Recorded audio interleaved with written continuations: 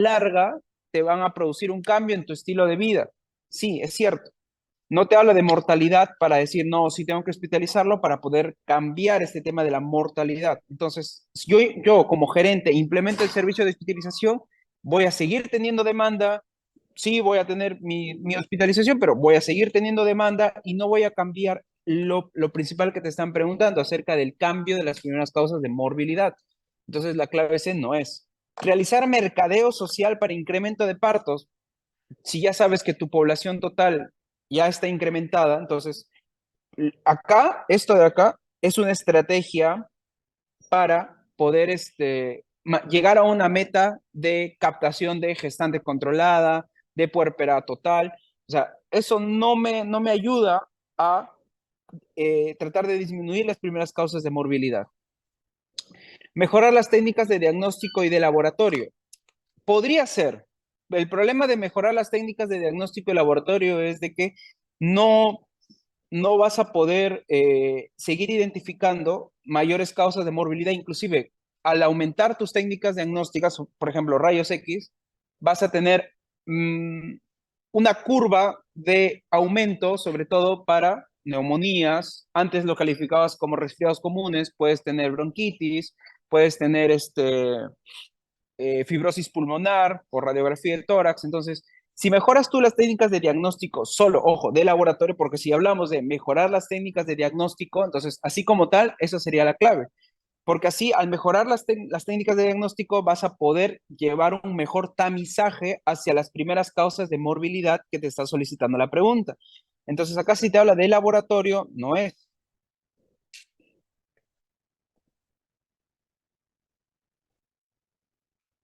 ¿Ya?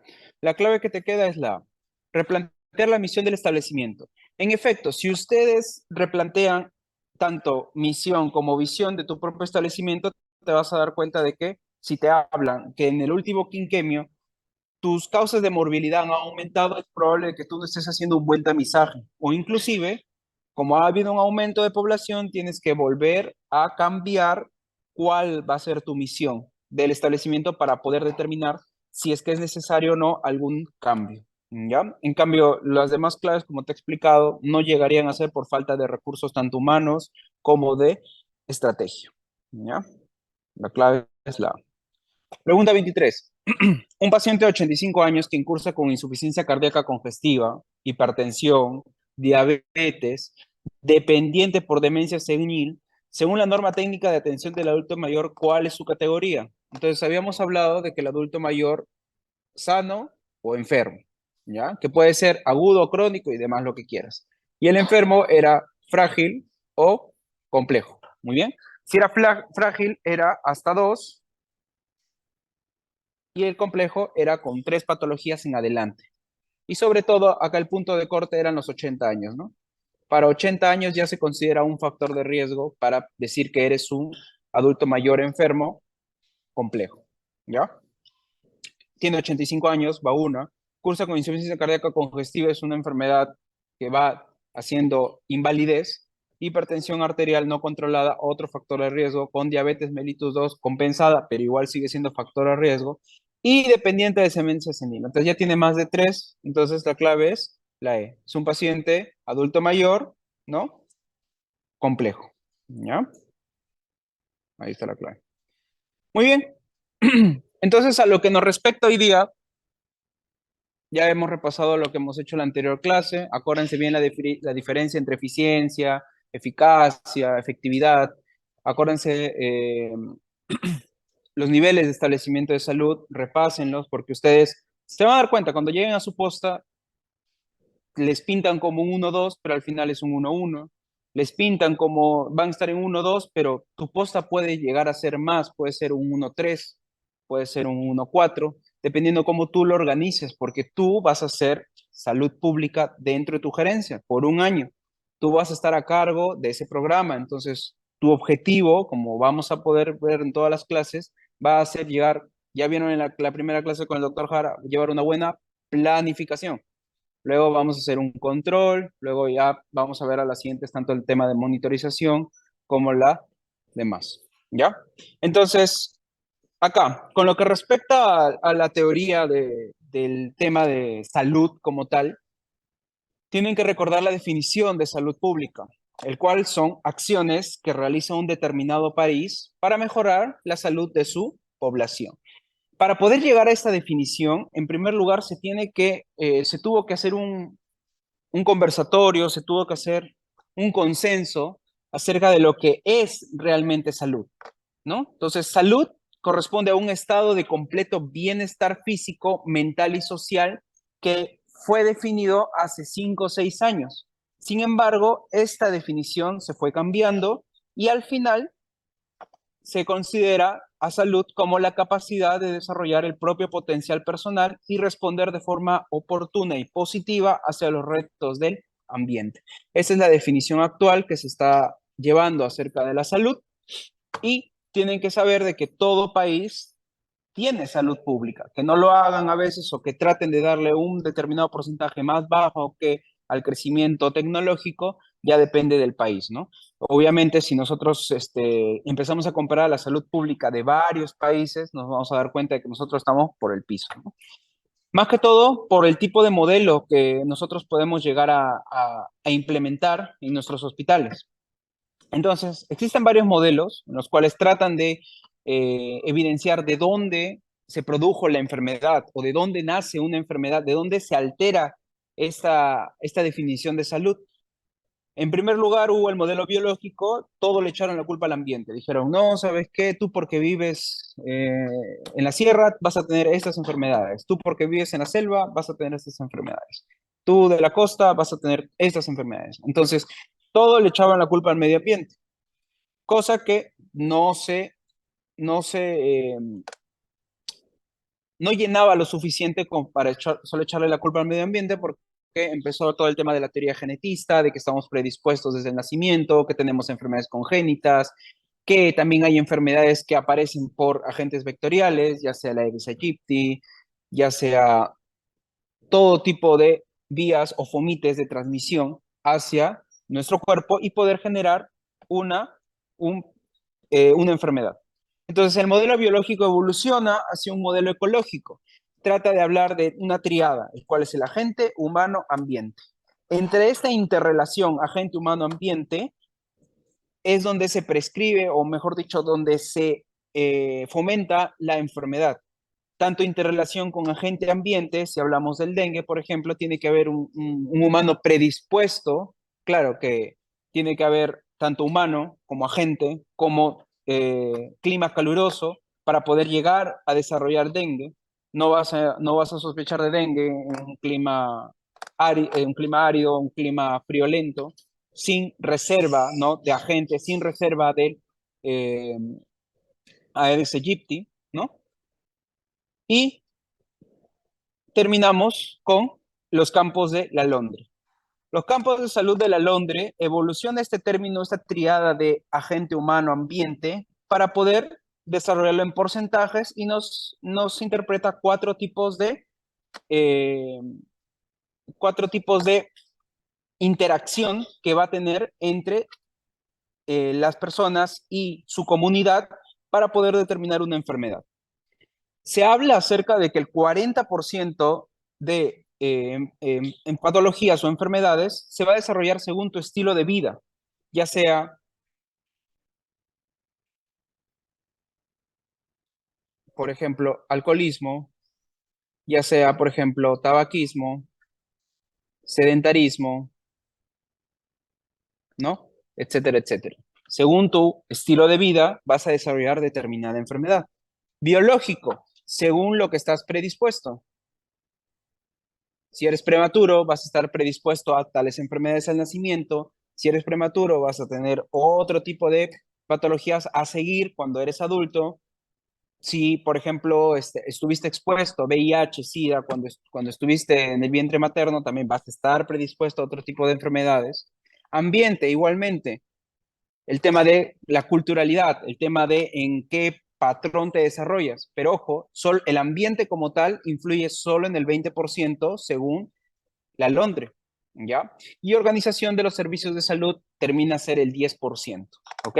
Corresponde entonces a, si bien es cierto, es importante, pero solamente depende del 10% debido a que si, podrás tener 15 postas en todo un distrito, pero si tú no tienes la educación suficiente o no sabes o no hay promoción, entonces de nada sirve tener 15 postas si al final el paciente no va a acudir a tu posta.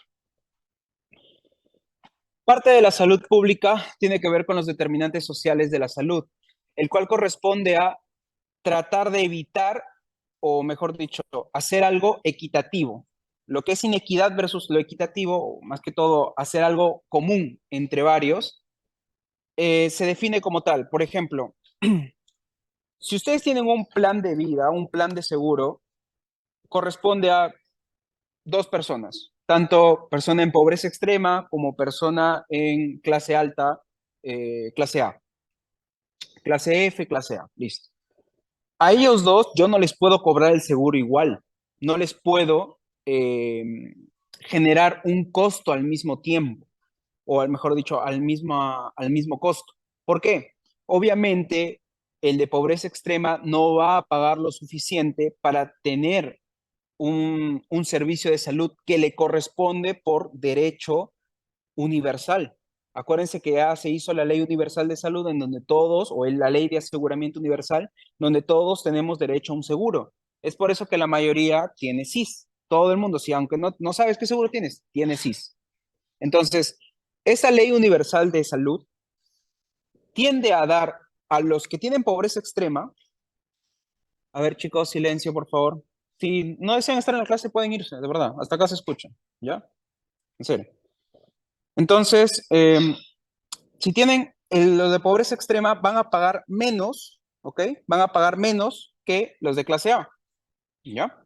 Si los de clase A van a pagar más y los de clase F van a pagar menos, a eso se corresponde a equidad. No le vas a hacer pagar lo mismo al de pobreza extrema que al de clase A, ni tampoco le vas a hacer pagar lo mismo que está pagando el de pobreza extrema al de clase A. Por eso es que esta diferencia de seguros de salud tiene que existir para poder llegar a un tema equitativo o igualitario. Entonces, solamente esta comparación que les he dado con lo que respecta a la ocupación, con lo que respecta al grado de educación o inclusive a la raza que pueden llegar a tener nuestros asegurados, son determinantes según estructura, como están viendo acá, estructura, determinantes intermediarios y determinantes según la situación económica y política.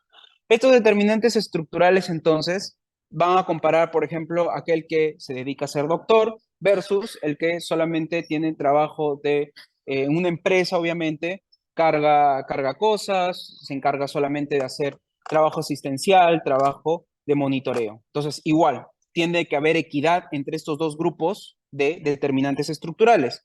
Igualmente, determinante estructural según educación, género y raza. Y los determinantes intermediarios va a depender sobre cuánto es tu acceso al sistema de salud, la cohesión social. ¿Alguien sabe qué es cohesión social? Lo que ustedes, los que ahorita han hecho acá, es cohesión social. ¿Qué significa? Tuvieron la oportunidad de estar en su casa, mirar, decir, no, yo soy adventista, ya, y te vas a tu casa a descansar y me estás escuchando desde ahí. Pero en cambio, los que han podido venir hoy día tienen una cohesión social, tienen un compromiso social. Entonces, el grado de compromiso que ustedes tienen con su comunidad es la cohesión social. Dicho sea de paso, si la posta de salud en donde ustedes viven, supongamos están viviendo por acá por Santo Dominguito, y su posta corresponde al bosque y la propia comunidad del bosque o la propia comunidad de la posta te dice, ¿sabe qué, doctor? Nosotros hemos visto que usted está estudiando medicina, quisiera de que nos dé una charla, bla, bla. Te niegas, no tienes cohesión social. Pero en cambio, si tú vas o inclusive o propones este tipo de charlas o te van y te buscan y aceptas, vas a llegar a tener este tipo de característica que va a ser determinante, este intermediario de la salud para evitar la desigualdad tanto social como comunitaria. Y también la situación económica y política va a ser, obviamente, va a ser distinto si eres de derecha versus de izquierda de frente. Vamos a retroceder un poco a este tipo de, si bien es cierto, es un poco engorroso tratar de aprenderse historia como tal, por eso hemos estudiado medicina, pero es importante de que al menos lo básico lo tengan siempre en la mente y le he tratado de resumir. Obviamente tienen que leer, les van a preguntar en el examen acerca del acta de Lalón, del acta de Alma-Ata, dónde se desarrolló, conferencia de Ottawa y demás, pero acá está al menos lo más básico que deben de saber y después de esto tienen que ir y revisen estas conferencias porque es lo que les pueden preguntar tanto como reciente. En el año 50, 1950, se habla acerca de, o se empezó a hablar de un seguro al empleado. Ojo, ni siquiera se habló de un seguro a la comunidad, ni siquiera se habló de un seguro del Estado, al trabajador social, no. Se habló en una primera instancia del seguro al empleado, seguro contra accidentes sobre todo, el cual no se desarrollaba porque obviamente iba a ser una pérdida para la empresa. ¿Qué es lo que hacían antes? Bueno, se lesionaba el trabajador, le daba un regalito y se iba a su casa ya descartada de la empresa. Entonces, al haber esta gran cantidad de desigualdad, pues la gente empezó a sublevarse y empezó a tratar de generar estos tipos de seguro o estos tipos de contrato para poder tener un beneficio para su salud. Entonces, esto en primera instancia fue desarrollado por una beneficencia pública. Tuvieron que pasar 24 años después, en 1974, en el Acta de la Londe, a nivel, ojo, internacional, es donde en primer lugar se habló, no se definió promoción de la salud, sino se habla de promoción de salud. ¿Ya? 4 años después, en el acta de Alma-Ata, se habló ya acerca de la inequidad o la eliminación de las desigualdades por parte tanto de clase A versus clase E, clase F. En 1986 se desarrolló la conferencia Ottawa a nivel mundial y ahí fue donde se habló de promoción de salud como tal. Acuérdense, a 1986. Y la promoción de salud para nosotros en la TAM llegó 4 años después en la conferencia de Santa Fe. 1997 se creó acá en nuestro país Salud para poder llegar al tema de la modernización, seguridad social privada, con compromiso del país completo. O sea, Salud es tanto público como privado, pero más tiene inversión privada. En el 2003 se estableció el modelo de atención integral de salud, que ustedes ya lo vieron, los paquetes iniciales, tanto niño, joven, adolescente, adulto mayor. En el año 2005 se habló de una descentralización de los centros de salud, lo que les estaba hablando en la anterior clase, acerca de que el pensamiento tanto de médicos como de personas es siempre ir hacia la capital. Entonces la idea era descentralizar, generar más puestos de trabajo a nivel fuera de la capital para poder llevar la salud, no solamente, tú te vas a curar si es que te vas a Lima, no, tratar de descentralizar el propio sistema de salud. Y en el año 2009 se estableció la Ley de Aseguramiento Universal, en donde les menciono de que todos los presentes acá tenemos un seguro mínimo de cobertura. Y hablemos de los principios. Los principios en la salud pública tienden a tener 7 importantes: integralidad, universalidad, calidad, corresponsabilidad, equidad, solidaridad y eficiencia, de los cuales el principal es la equidad. ¿Ya? Como les mencionaba, darle un poco de lo que el rico está pagando o el de la clase A está pagando y tratar de cubrir o darle una subvención o en su defecto, de manera coloquial, darle una beca al pobre para que también tengan el mismo acceso al sistema de salud. No porque eres de la clase D, no porque eres la clase F, no es porque la clase C, vas a tener menos acceso al sistema de salud que el de la clase A. El de la clase A le está pagando el seguro a los pobres, pues tratar de eh, sumar a el propio seguro de salud. ¿Ya? Principio de integralidad también tiene que haber acerca de la prevención, promoción, recuperación, rehabilitación. Estas 4 características tienen que ser integrales al momento de generar una salud pública y esto lo vamos a ver tanto en la prevención primaria, secundaria, terciaria, cuaternaria, Universalidad, en la que ya acá, al menos en el Perú, desde el año 2009, tenemos esto de la ley del seguro universal. Todos pueden acceder a un seguro de manera fácil y algunos son gratuitos y otros sí tienen que tener un costo, ¿no? Según tu paquete de atención integral. Calidad, dar el máximo beneficio con menos riesgo, y esto se va a evaluar según la acreditación. Ya lo vamos a ver más adelante, ¿ya? Según la acreditación. Y corresponsabilidad depende del estado de la comunidad, o mejor dicho, depende de tu comunidad, si es que va a haber participación o no. Muy bien, vamos a desarrollar las siguientes preguntas entonces. Pregunta 25. La causa de la mayor parte de las desigualdades sanitarias entre los países y dentro de cada país son los determinantes de la salud. Esto ya lo hemos hablado. Hemos hablado de que son tanto factores estructurales, intermediarios y sociopolíticos.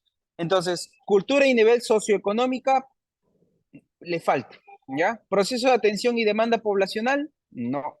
Accesibilidad y demanda poblacional, no. Estilo de vida y hábitos de consumo. Si bien ciertos estilos de vida va dentro del, por ejemplo, de los intermediarios, pero acá la clave, por tener mayor característica y sobre todo te hablo, ¿no? Factor estructural es la clave A. Entonces recuerden, factores estructurales, raza, genética, factores intermediarios, cohesión social, ¿no? Calidad de vida y, bueno, circunstancias de vida, que esto podríamos colocarle también nivel sociopolítico, ¿ya? No socioeconómico, sociopolítico. Ahí está la clave.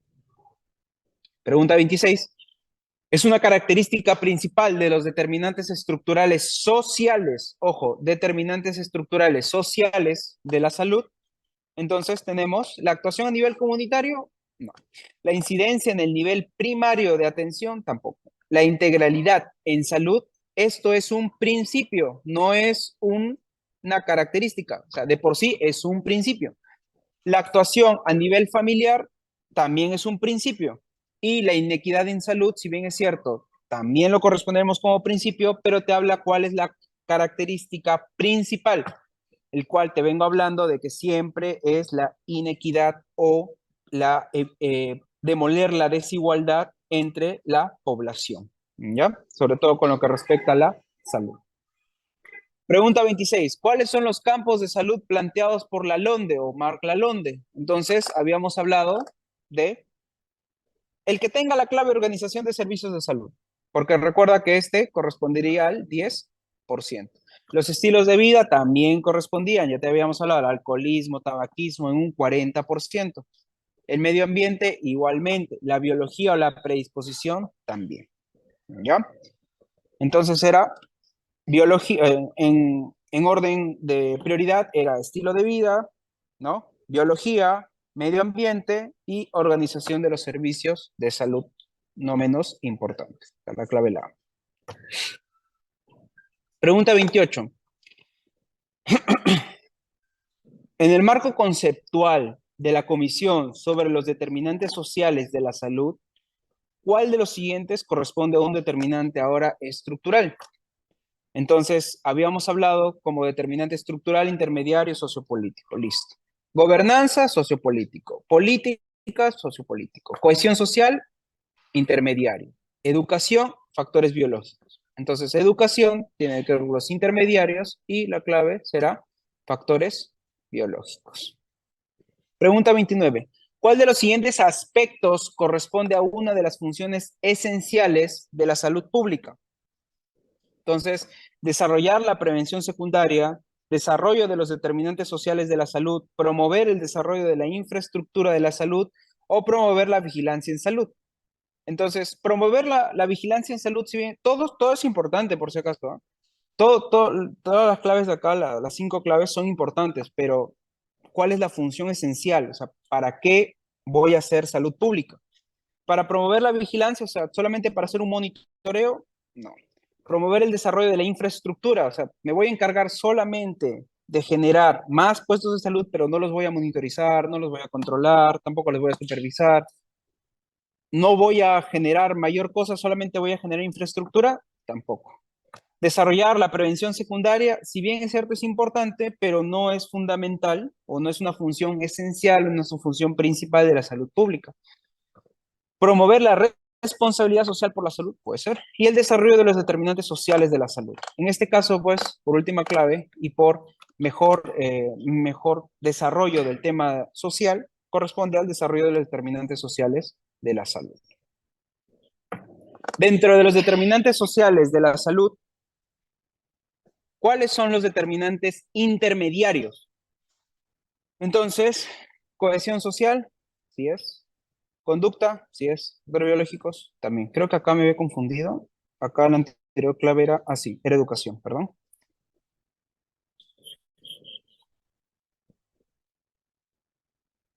Factores biológicos, por si acaso, es determinante intermediario. Ya, la estructural corresponde a la educación. Entonces acá regresamos, factores biológicos, conducta y cohesión social. ¿Ya? Clave la A. Pregunta 21. ¿A qué política de Estado, según el Acuerdo Nacional, corresponde el acceso universal a los servicios de salud del año 2009 en nuestro país y a la seguridad social? Entonces, seguridad ciudadana no es una política de Estado, pero no va a corresponder al acceso universal del servicio de salud. Estado eficiente y transparente es una política de Estado, pero no corresponde al servicio de salud. Democracia y Estado de Derecho tampoco. ¿Cuál será? Equidad y justicia social. Toda la clase te vengo hablando acerca de la desigualdad y el compromiso que tiene el Estado para tratar de demoler esta barrera social. Pregunta 31. Ah, está ya. Entonces, hasta ahí alguna pregunta con los determinantes estructurales, con los determinantes intermediarios, con el tema básico de lo que es la salud pública, los campos de salud. ¿Nada? Ya. Pero todo claro. Sí están pasando lista, ¿verdad? Por si acaso. Si no se toma igual, pero se considera los que han venido. Y los que están por Zoom, dejen su nombre, por si acaso. Ya yo me encargo de pasarlo. Entonces, atención primaria de salud va a corresponder, es una característica posterior a lo que estamos hablando solo de salud pública. Dentro de la salud pública, un tópico es la atención primaria en salud. Esta atención primaria en salud tiene que ver tanto con los servicios de salud que van a tratar de organizarse según, según sus características de equidad. Por ejemplo, si nosotros hablamos de centros de salud de la periferia, centros de salud lejanos, ¿no? Van a tratar de tener una segmentación, como les había mencionado. Al momento de que ustedes van a asumir su cargo en una posta de salud, van a tener pequeños puestos satélites, en algunos casos, en otros solamente tienes tu posta, y estos pequeños puestos satélites van a tratar de, o sea, vas a tratar tú de segmentarte, tratar de financiar tantos puestos de salud como tienes, pero a la vez vas a tratar de revocar el propio paradigma médico. ¿Cuál es el paradigma médico que te hablé en la anterior clase? Todos tratan de regresar al tercer nivel. Todos tratan de llegar su atención al tercer nivel. Si ustedes están haciendo su guardia en la noche, cualquier hospital grande, Belén, Lazarte, alta complejidad, o inclusive haces solamente un turno en la mañana, te vas a dar cuenta de que todos los pobladores de una determinada ciudad, todo, así sea cualquier consulta, cualquier resfriado, cualquier tipo de patologías, sea emergencia o no, siempre se van a atender en el tercer nivel. El que tiene UCI, el que tiene hospitalización, el que tiene sala de operaciones, el que tiene hasta inclusive una UCI especializada, ahí se van a atender por emergencia. Entonces, de ti depende de tratar de organizar el pensamiento de este paradigma médico para tratar de evitar que los pacientes lleguen o busquen una atención sin antes haber pasado por tu posta. Y les va a pasar, cuando estén en su centro de salud, varios pacientes van a evitar irse a su posta y van a pasar de frente al hospital de referencia. Y el hospital de referencia, ¿qué les va a decir? Vaya a su posta. No, pero ya estoy acá, atiéndame. Le toma las funciones vitales, está estable, vaya a su posta, regreses a su posta. Esto se ha hecho, se ha tratado de cambiar todo lo que les estoy mencionando, inclusive desde el año 2005, ¿ah? Por la Organización Panamericana de Salud, estableció, ¿no? Hay que transformar el sistema de salud peruano, hay que evitar la fragmentación, aumentar la segmentación y tratar de abolir el paradigma médico. Entonces, esta equidad que se trató, ojo, desde el año 2005, han pasado 18 años y seguimos haciendo lo mismo. Las personas siguen llegando a los centros de salud de grandes, tercer nivel, y las personas siguen tratando de evitar la posta, porque piensan, no, ahí nunca abren, no hay horario de atención, les falta medicina. Entonces, todos los problemas que puede llegar a tener esa posta, la población se lo va a trasladar al tercer nivel. Vas a sobrecargar tu hospital de tercer nivel, que en teoría solamente está para los cuadros clínicos graves, porque están todos los especialistas. Entonces, no vas a ingresar a un paciente con neumonía, CUP 65, 2 puntos, que en teoría puede ser ambulatorio, lo vas a ingresar o vas a llevar a tu familiar o tu paciente, lo vas a mandar al Hospital Azarte o al Hospital de Alta Complejidad para que se trate una neumonía que, según la escala CRUZ 65, 2 puntos, puede ser manejado de manera ambulatoria en un establecimiento de salud o en su defecto en casa, con tratamiento en casa. Sobrecargas el sistema de salud de tercer nivel, e inclusive haces que, no, mira, puede ser otra cosa, llama al neumólogo, vas a sobrecargar al neumólogo y vas a evitar de que realmente los pacientes que ameriten atención eh, traten de llevar esa necesidad. Entonces, un paciente diabético con su pie ya para amputar se va a quedar sin cupo de riesgo neumológico porque el neumólogo ya no le alcanzó el tiempo por haber estado atendiendo 15 neumonías, de los cuales solo una asume porque es un paciente CUR 65 4 puntos, con fibrosis pulmonar, con bronquiectasis infectadas, demás. Entonces, a ese paciente ya, yo lo agarro, me lo llevo. ¿Y los 14, ojo, que son camas que están ocupando, esas 14 camas que están ocupando además, podrían ingresar el pie diabético que lo tienes en silla de ruedas sentadita o fuera de tópico? Entonces, este problema que lo traemos desde la antigüedad por el mismo hecho de este paradigma médico, ¿hemos tratado de cambiarlo? Sí. ¿Hemos hecho algo? Pues eso va a depender de ustedes cuando vayan a ir a las postas. Tratar de educar a esta población que trata de llegar a estos establecimientos de salud por una atención que no merecen e inclusive, bueno, que no merecen, no, que no es prioridad y que inclusive podrían esperar un tema de urgencia, ¿ya? Entonces, como les mencionaba acá, la atención primaria de salud, tal como tal, son conjuntos de valores, principios y criterios para organizar los servicios de salud y abordar sus necesidades. Necesidades tenemos bastantes. Servicios de salud tratamos de organizarlos para poder tanto generar una buena oferta para la demanda creciente que corresponde. Cada día se diagnostican más hipertensiones, cada día se diagnostican más diabetes, cada día, ¿y qué pasa? Cada día debería yo estar contratando más endocrinólogos, debería estar contratando más cardiólogos, debería estar contratando más médicos internistas. Pero si mi demanda crece, ¿por qué mi oferta no cambia? Entonces, esas necesidades se tienen que abordar. Según la conferencia de Alma-Ata, eh, en Rusia, ¿no? En 1978, se estableció 4 cosas, ¿no? La atención integral de salud que esté al alcance para todos, tanto la atención primaria, que la comunidad tiene que participar tanto para las emergencias, sobre todo esto lo van a aplicar en sus puestos de salud, tienes que estar organizándote con tu población, tienes que avisar a todos de que si ustedes ven que ya la paciente está en parto, no van a llamar cuando ya solo ha salido un pie del bebé y ya está para hacer histerectomía. Entonces, tienen que educar a la comunidad. ¿Y esto de quién se encarga la participación comunitaria? ¿De, de ustedes? Sí, pero hay alguien más que se encarga de generar esta participación comunitaria y va a ser tu brazo derecho, no va a ser la licenciada, no va a ser la obstetra, van a ser los famosos agentes comunitarios, ¿no? O los actores sociales también se le llama. Estos agentes comunitarios o actores sociales son una persona de la propia comunidad, ojo, de la propia comunidad, que se va a encargar de recibir una charla versus una capacitación tuya.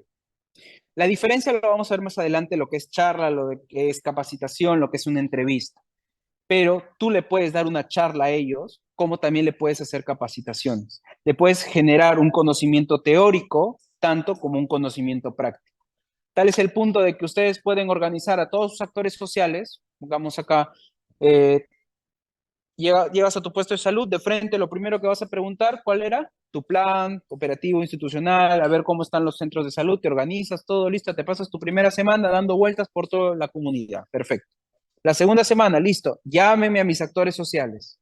Doctor, no tenemos ninguno. Perfecto. Entonces, estos actores sociales, y ahí te vas a dar cuenta, estos actores sociales en la época del COVID y en la época sobre todo de las EDA, o sea, las enfermedades diarreicas agudas, generaron tal impacto que disminuyen completamente los casos de COVID, disminuyeron, sobre todo en mi población, disminuyeron los casos de COVID, disminuyeron los casos de EDAs, disminuyeron los casos de resfriado y además, inclusive, obligaban o ayudaban a que las personas vayan a sus controles tanto de salud del niño, salud ocular, ¿no? Salud mental.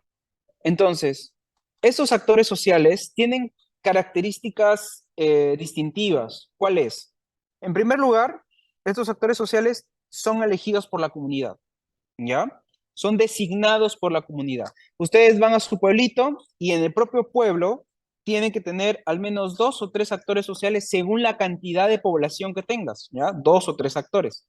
¿De qué se van a encargar esos actores sociales? Ir puerta por puerta haciendo visitas domiciliarias. Lo que ustedes hacían cuando eran internos en salud pública, ¿se acuerdan? Por Moche, iban por Alto Moche, se iban a tocar puertas, a preguntar si tienen agua, desagüe y todo lo demás. Ya. Eso lo hace el actor social, pero con lo que respecta a lavado de manos, les enseña a lavarse las manos, pero obviamente tú tienes que capacitarlos previamente a esto, les lleva un conocimiento teórico para niños de 1 a 4 años, de 6 a 10 años y de 12 años a más. Empiezan a hacer visitas domiciliares a los recién nacidos. Y ahora en la época de la tecnología siempre les piden una foto. Tú agarras todo ese informe que está haciendo el actor social, lo presentas y a ellos les paga el Estado.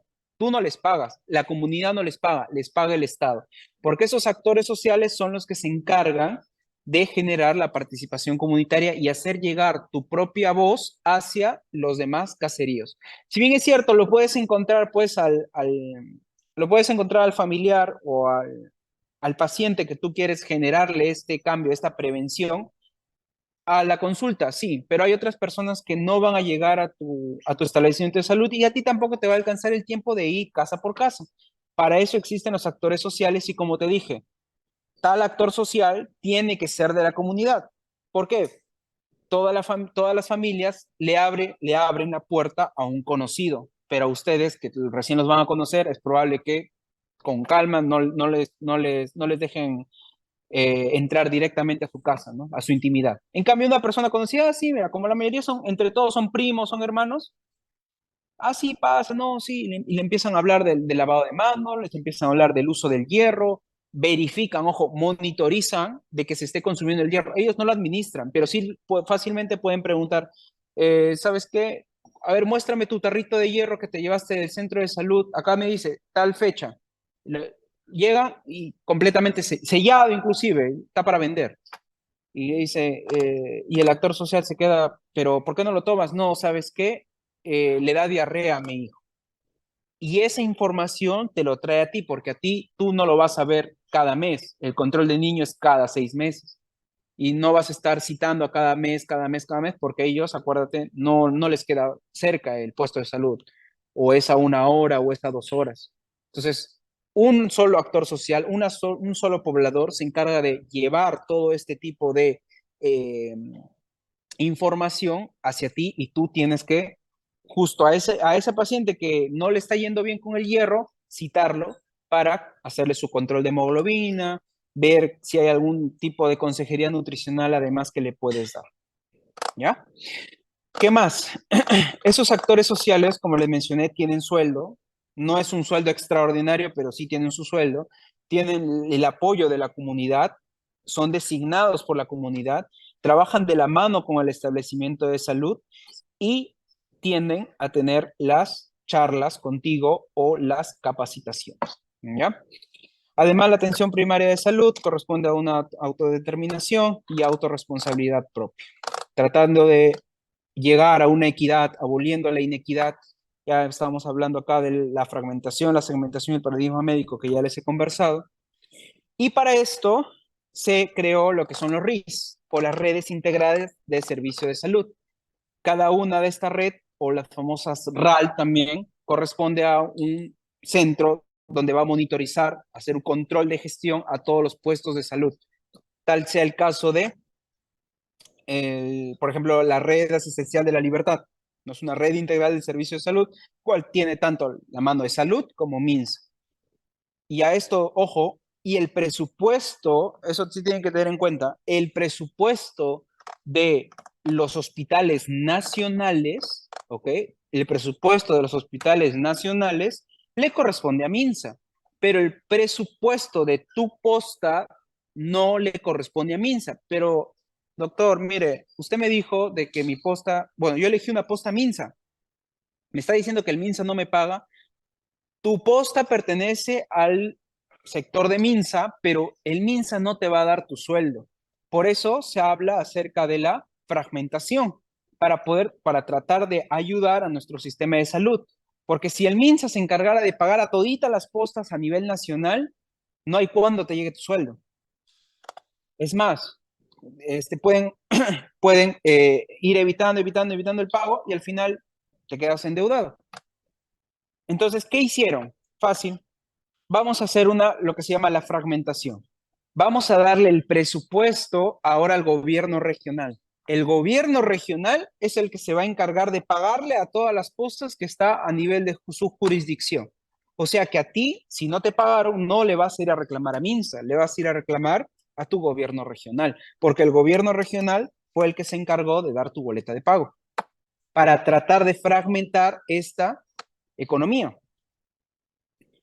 La segmentación, ¿no? Como ejemplo, igualmente, es un financiamiento intersectorial, tanto por tu posta puede tener tanto financiamiento del propio gobierno regional, como también de la comunidad, como también de la iglesia. Ojo, también hay centros en donde la iglesia también participa para tratar de llevar una comunidad saludable. ¿Ya? Entonces, ¿en qué va a participar nuestra comunidad? ¿Qué voy a pedirle a la comunidad para que podamos ser un equipo, para poder llevar el pensamiento de la inequidad, de la equidad social? Entonces, a la comunidad, mediante los actores sociales, mediante las charlas, mediante las capacitaciones, se les trae o se les pide de que usen el establecimiento de salud para generar mayor intensidad de uso, para mejorar los niveles indicadores de la concentración. Contribución también se les puede, por ejemplo, ONG se dan cuenta de que tu puesto de salud tiene bastante concurrencia, entonces van y hacen una campaña. Entonces, en cambio, si tu puesto de salud solo atiende 1 o 2 pacientes al día, entonces ninguna ONG va a querer ir a tu puesto de salud o hacer una charla en tu puesto de salud, sino va y hace la charla en la plaza de armas de tu pueblo. Entonces, ahí tienes que tener esos conocimientos de la gestión de salud para tratar de que, inclusive, cualquier actividad que sea en el puesto de salud, porque así haces que tanto niños, adolescentes, adultos los captes y puedas generar mayor participación. Que tienen que generar una evaluación y control con respecto al tanto control externo como interno, ya vamos a hablar de esto, la planificación y programación y toma de decisiones. Muy bien. Entonces vamos a hablar de la pregunta 32. ¿Cuál es la razón por la que la OPS, la Organización Panamericana de Salud, renovó la atención primaria en el año 2007? Entonces ya hemos hablado de la Organización de la Panamericana de la Salud, el cual se encarga de transformar el sistema de salud peruano según lo que ya te he explicado el día de hoy. Entonces, ¿fortalece la capacidad de la sociedad para reducir inequidades en salud? Sí. ¿Incluye el fortalecimiento de la capacidad de los servicios locales de salud? Eso no es la razón por la que renovó. Ya te he dicho desde el comienzo de la clase, toda situación actual del sistema de salud tiene que ver con eliminar la desigualdad social y desigualdad en salud, ¿ya? Si bien es cierto, todas son razones, las cuales la OPS sigue usando la atención primaria de salud, pero la cual renovó en el año 2007 fue el fortalecimiento de la capacidad de la sociedad para reducir las inequidades en salud, ¿ya? Pregunta 33. La atención primaria de la salud considera en su desarrollo, ¿no? Como te había mencionado, ¿solo participación ciudadana? No. Los recursos naturales y humanos de la comunidad, tampoco. La participación de la comunidad bajo tutela estatal, le falta todavía. La participación del Estado, le falta. Entonces, la participación conjunta de la comunidad organizada con el apoyo del Estado y otros organismos, tanto ONG, iglesia y demás, esa es la clave. Ya te había mencionado cuál era la participación comunitaria que hay dentro de tu propio establecimiento de salud. Ahí está la clave. Pregunta 34. ¿En qué contexto la OPS propone la implementación de redes integradas de servicio de salud o la famosa RIS? ¿En cuál? Atención primaria, vigilancia en salud, fragmentación, determinantes sociales, educación sanitaria. En la fragmentación. En la fragmentación es la que propone la implementación para tratar de ayudar a descongestionar, ¿ya? Pregunta 35. Un establecimiento de salud realiza acciones de fluorización del agua para consumo humano en las localidades de su jurisdicción para prevenir las caries. ¿Esta actividad a qué corresponde? Participación comunitaria, acción social, promoción, parece título de partido político. Promoción de la salud, intervención sanitaria o intervención comunitaria. ¿Cuál es? Promoción de la salud.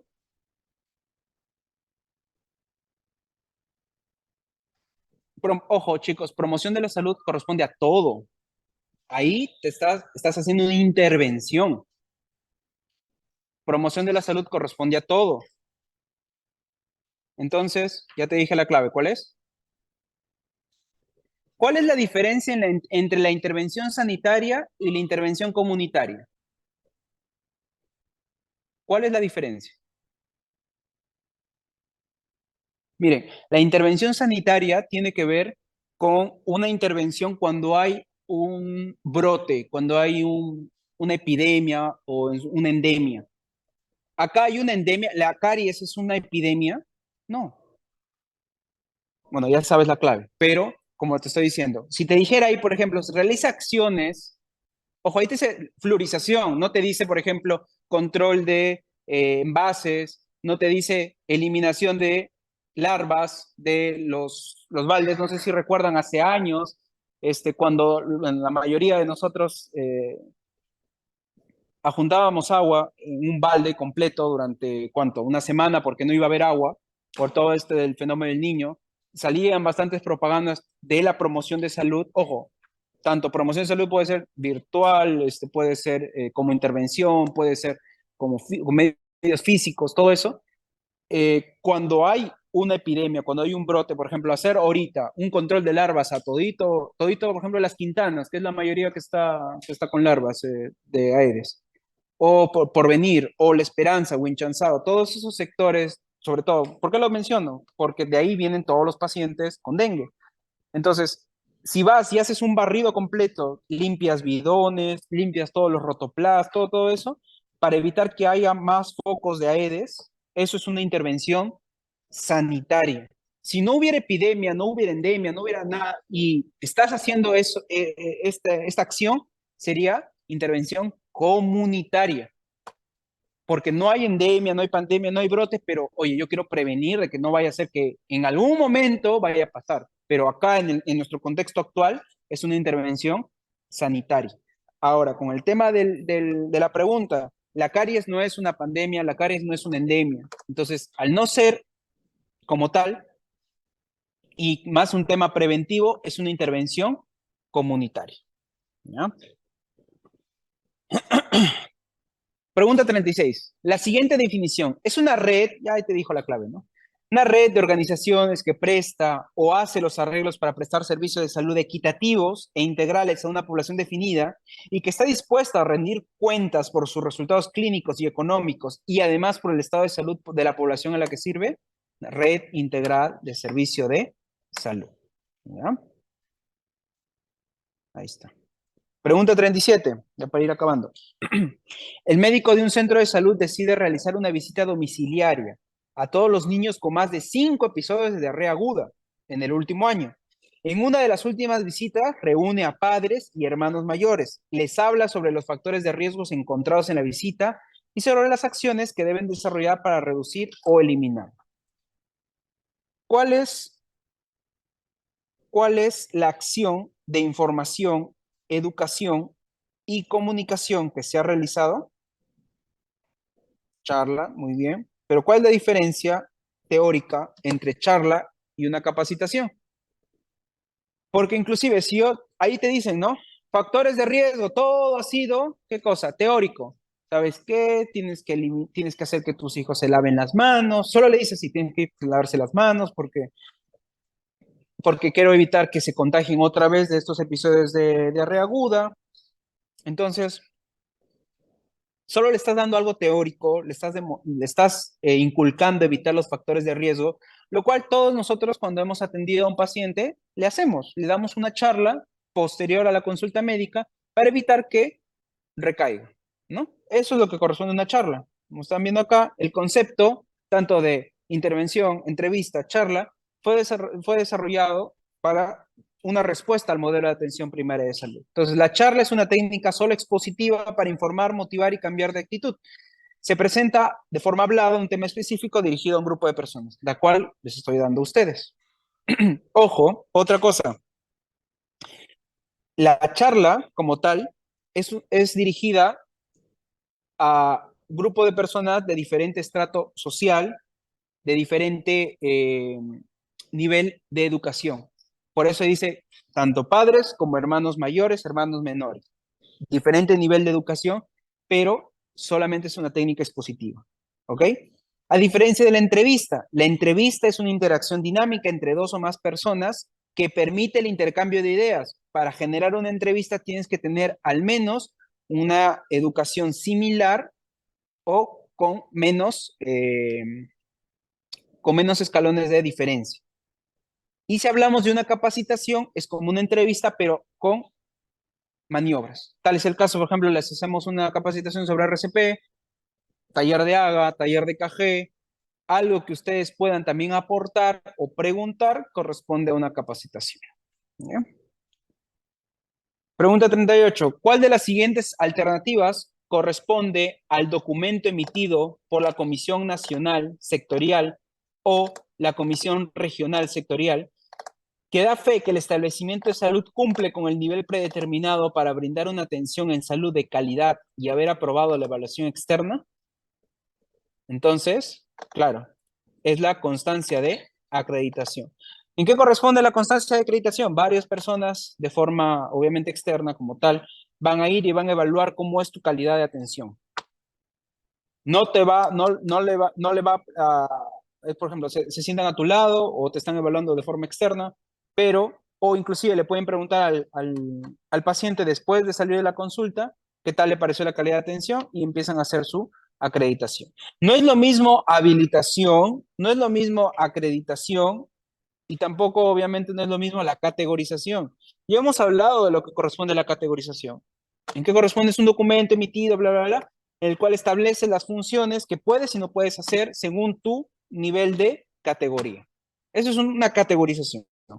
Habilitación corresponde a nivel de infraestructura, o sea, corresponde a que tu establecimiento de salud tenga buena estructura física, tenga servicios de agua, luz, internet, que ahora se necesita para GISEAR, que tu establecimiento de salud sea accesible a la población. Toma, acá está tu constancia de habilitación. Está hábil tu establecimiento de salud para poder atender pacientes. Eso no significa que todavía tengas una buena calidad de atención. A eso te da tu constancia de acreditación, en el cual acredito que en este establecimiento de salud hay una buena atención, hay un buen respeto hacia el usuario y además hay relación médico-paciente de forma unánime. Y en cambio, bueno, acá en la clave entonces, la que hemos estado hablando, según su evaluación externa, es la constancia de acreditación. Ahí lo tenemos. Según el funcionamiento del establecimiento de salud, la habilitación corresponde al cumplimiento de estándares de estructura o zonificación. Obviamente no vas a construir tu centro de salud en un cerro, ¿no? Y la población abajo, no tiene sentido. Reubiquen ese centro de salud. Categorización, igualmente, el ordenamiento según los niveles de complejidad al cual tu establecimiento de salud puede o no postular. Y acreditación, mejor calidad, oportuna según la evaluación externa. Y para terminar, bueno, ahí está la clave, pero más que todo porque recuerden, ya he hecho algunas preguntas del examen, entonces tengan en cuenta estos datos, ¿ya? ¿Qué cosa es eficiencia, eficacia y efectividad? Al menos dos preguntas les va a venir, ¿ya? El director del establecimiento de salud, para lograr los objetivos institucionales cada año, puede adecuar los siguientes criterios según tu programación. Entonces, en otras palabras, ¿cómo controla el director del establecimiento de salud? Pero cada año, cada año. Entonces, tanto mediante la eficiencia, la eficacia y la efectividad, ¿ya? Según tanto resultados, de forma teórica, según lo que has programado, y también con respecto a lo real, ¿ya? Listo, chicos. Ahí nos vamos a quedar. Eso corresponde a la semana 2 de atención integral de salud, control y la categorización de los establecimientos de salud.